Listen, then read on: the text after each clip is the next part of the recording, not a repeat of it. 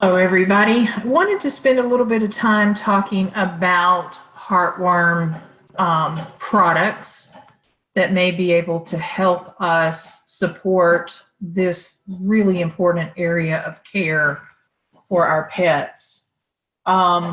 We know as pet owners that this is a area that we just cannot forego doing something. And even myself, for many years, getting into the more natural solutions for wellness, this was not an area that I was willing to make a significant change towards natural options. What I did do was make a shift away from the commercially branded products and the schedule that was outlined for that. And I used product of the active ingredient from those commercial brands. I used the active ingredient that I acquired from the local feed and tax store and did self-measured dosing based on the weight of my dogs. And I did a modified schedule. So you have to be extremely careful and you have to be extremely confident when you make a decision to change like that. You have to be willing to know that you can dose and measure and calculate appropriately, and that if you make a mistake, that there could be really significant consequences. And you got to be able to live with that. So I'm not here to advise you to make a change or not to make a change, just sharing with you that there are some options. I'll remind you here, I am not a veterinarian. I am not here to diagnose, treat, cure, prevent anything. This is educational only, and you should be prepared and willing to take some additional time to validate and research more information on your own. So what I chose to do was, like I said, I bought the product, we're talking about ivermectin here, from the local feed and tax store. Some people can order it from the internet.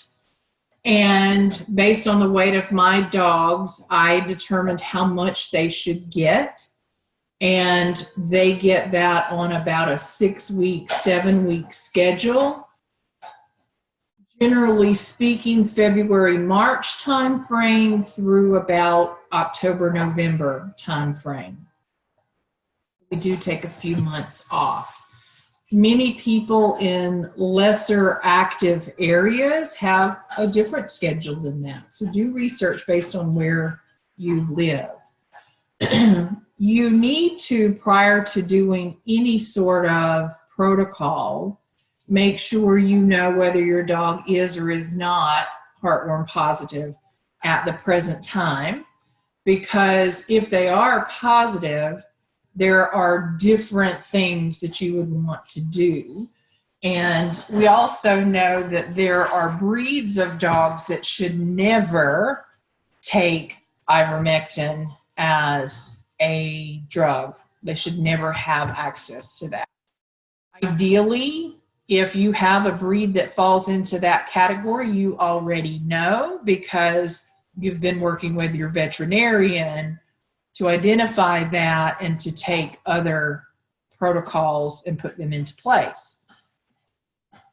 So what might be some of those other protocols for those animals or for those folks that are looking to really go a more natural approach?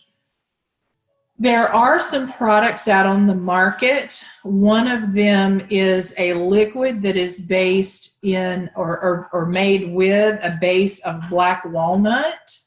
It's my understanding that that product needs to be delivered to the animal every single day in order for it to be effective and to remain effective. I looked at that product a couple of years ago, didn't really love what I was seeing, what I was reading, and chose not to go with that.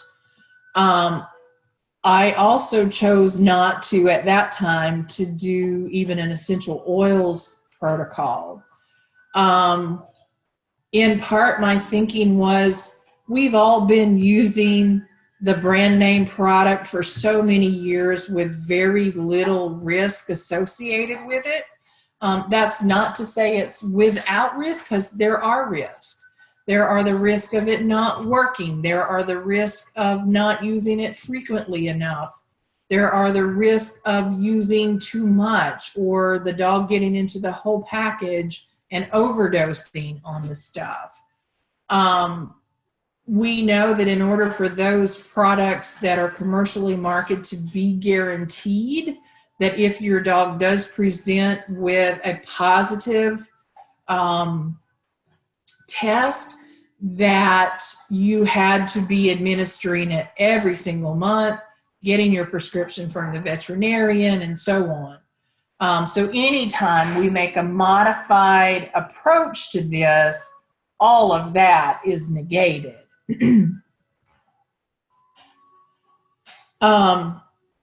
When I went to the animal conference this past summer, I guess it's spring, I don't even know. I spent an additional amount of time talking to folks in the veterinary field, in the wellness field, some who were veterinarians, some who were naturopaths for animals, homeopathic experts, and, you know, just dog mamas for that matter. And a lot of people shared their story and their experience with me of having great success using more natural products. So I've decided that as we move forward into the fall months and coming up into 2020, I'm going to be taking a more natural approach. So what does that mean? What does that look like? What's available to us in that category?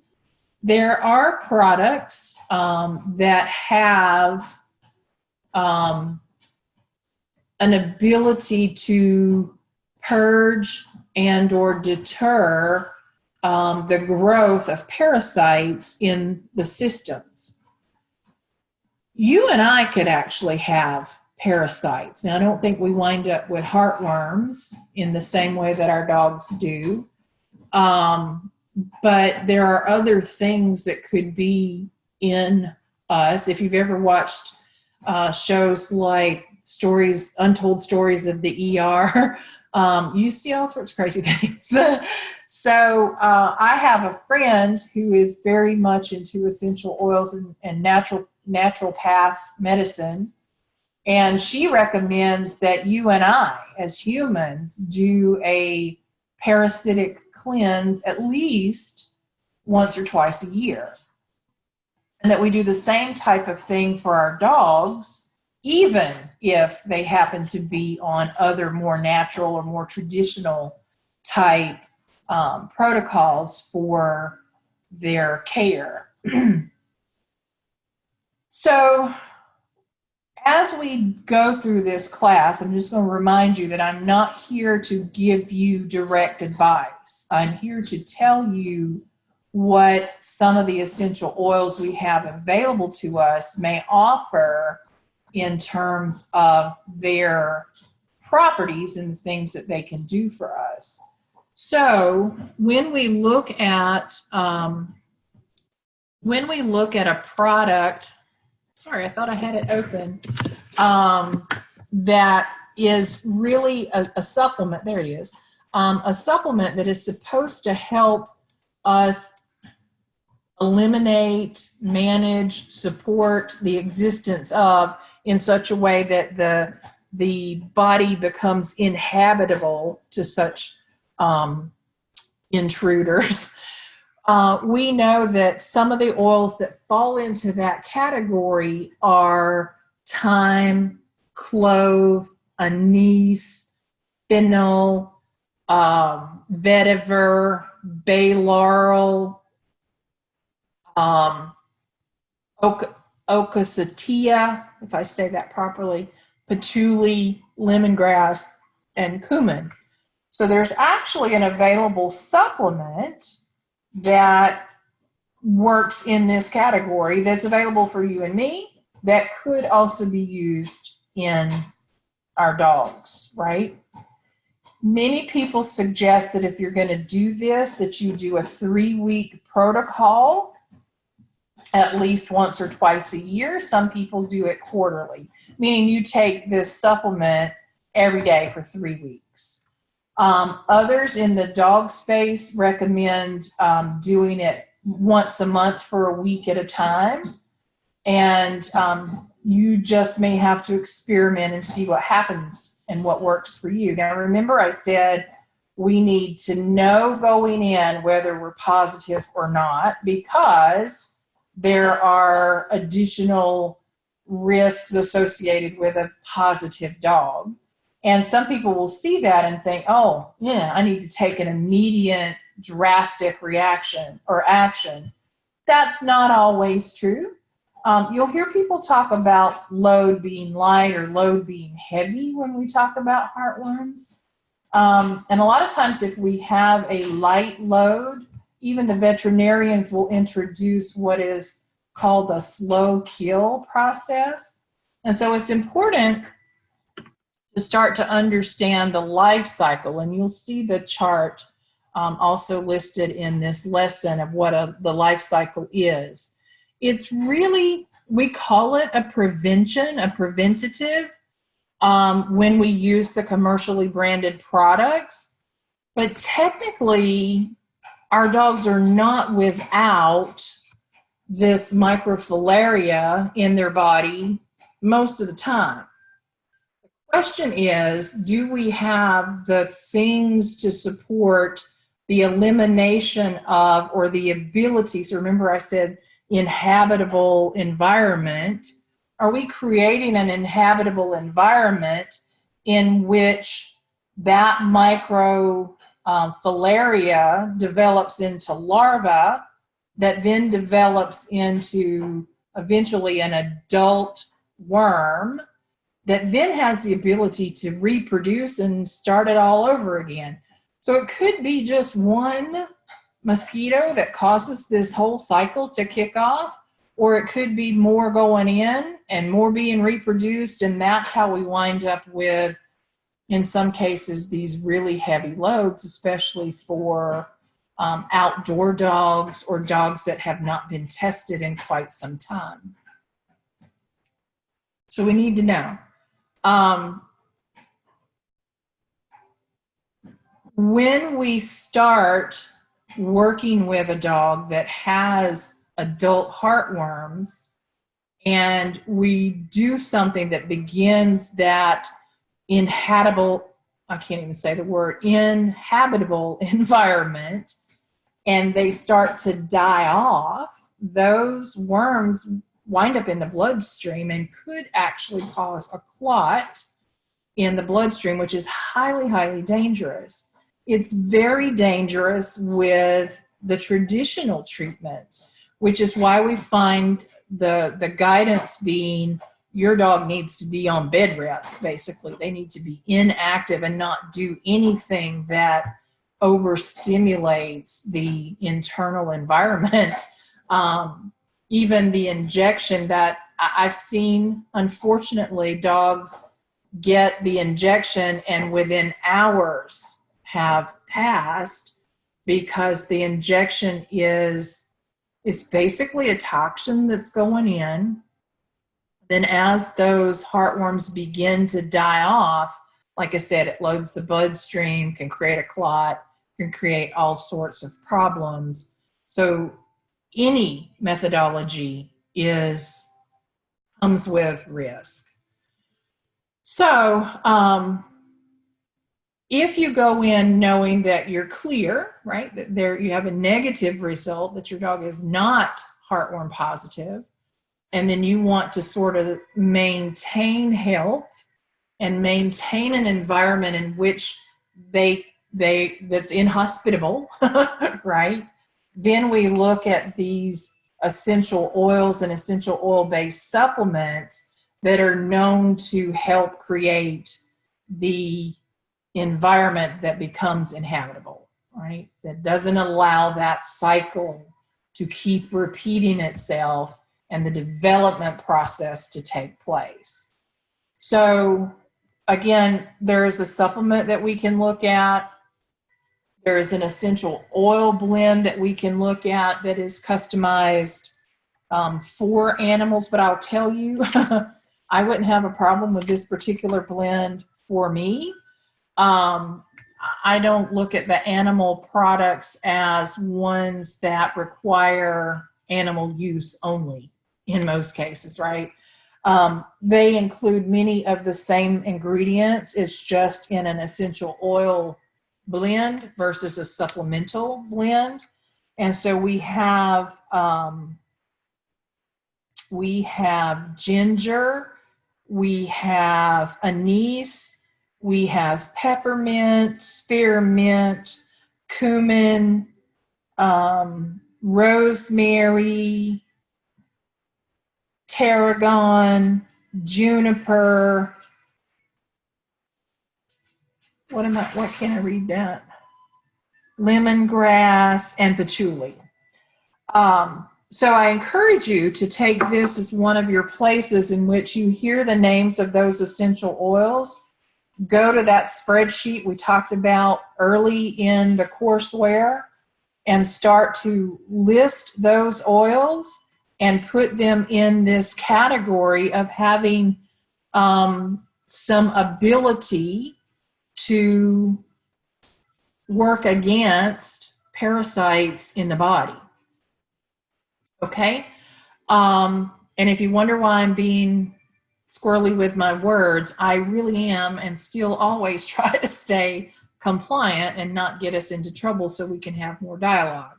But remember that in this scenario, this is not direct advice to you. This is education about the oil and the product itself. Okay? We also know that when we're going to be working with our pets, we want to support their immune system, their circulatory system, and all that comes with that, right? So we probably want to look at including the antioxidant beverage that is available, especially if we are trying to help a dog that may be in a different status than all clear, right? Although I'll tell you, my dogs get the red antioxidant beverage every single day. And there's a whole host of reasons why that is, and we'll talk more about that when we get to that particular topic. So for me and mine, we are going to be going the all natural route. My intention is to do monthly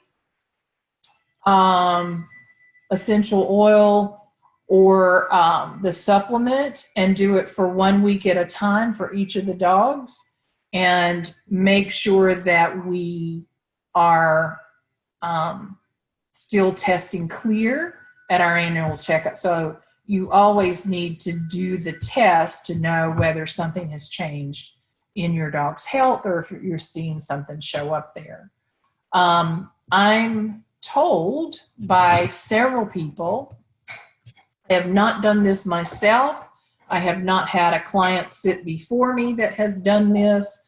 This is all part of the learning that has happened through other educators and mentors. But when they have a positive dog, they have been able to, with some enhancements to these protocols,